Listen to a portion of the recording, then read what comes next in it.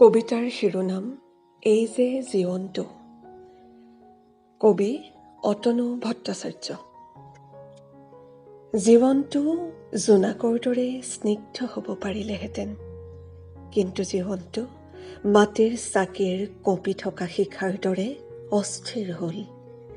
সেই অস্থিৰতা অযুত তৰাৰ তীৰ-বিৰণিৰ সৈতে নিমিলিল। সেই অস্থিৰতা বতাহৰ উন্মাদনাৰ সৈতে নিমিলিল। জীৱনটো কবিতা নহ'ল, গোলাপৰ সুবাস নহ'ল, জুবিনৰ গানৰ দৰে তীব্ৰ নহ'ল জীৱনৰ কণ্ঠস্বৰ। কিন্তু জীৱনটো হৈ পৰিল এটা সুঁহুৰিৰ দৰে একান্ত নিজস্ব, হেৰাই যাব নোখোজা এটা দুপৰীয়াৰ সপোন। জীৱনটো এটা মসৃণ বাটৰ বাটৰুৱা হ'বও পাৰিলেহেঁতেন, হ'ব পাৰিলেহেঁতেন কোনো শান্ত সমাহিত সমুদ্ৰৰ নিৰুদ্বেগ নাবিক।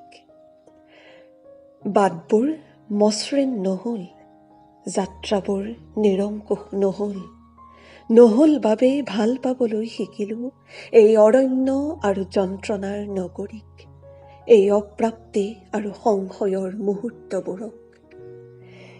দৌৰি পাৰ হৈ যাব নোৱাৰিলোঁ বাবেই এবাৰ উভতি চাবলৈ শিকিলোঁ, বহিব পাৰিলোঁ বৰষুণে জীপাল কৰি তোলা ঘাঁহনি এডৰাত, এজন আতুৰ মানুহৰ সৈতে এখন্তেক কথা পাতিব পাৰিলোঁ, এজন ব্যৰ্থ মানুহৰ সৈতে বিনিময় কৰিলোঁ সময়।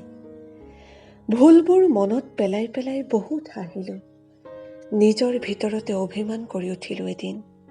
কোনেও নেদেখাকৈ টুকি পেলাব পাৰিলোঁ চকু পানী এটোপাল।